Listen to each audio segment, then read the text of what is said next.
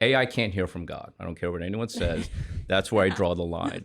Only humans can actually access the divine imagination. And so I think it's going to be one of the key things. And again, I don't just mean, simple yes, no answers, but I mean an active, ongoing relationship with the Holy Spirit is, I think, going to be essential for anybody who wants to build something in the kind of world that we foresee for the next couple of years, especially with Gen AI. So you're saying a successful investor with a PhD from MIT who prays about what to do is saying that Jesus might be a competitive market advantage for Christians out there in the market, all things being equal. Correct.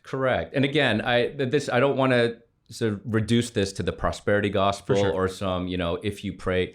That's absolutely not what I'm saying at all. But what I am saying is that I am working with a group of entrepreneurs where their whole business, I want them to see their business as a byproduct of something more fundamental. And that more fundamental thing is their life with God. And a major part of their life with God, in addition to scriptures, in addition to spiritual practices and spiritual disciplines, is this thing that we call hearing from God's voice and accessing the supernatural divine imagination. So I have a question. So you clearly are very, you have that spiritual maturity. You know how to hear from God. You have that holy confidence.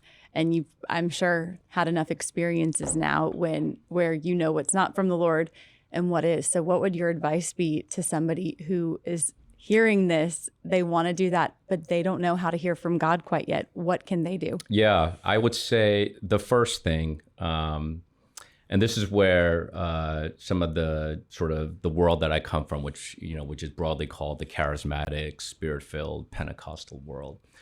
So the first thing I always tell someone is whatever God is saying today has to be consistent with what he's already said in the scriptures. And so that's the first grounding point.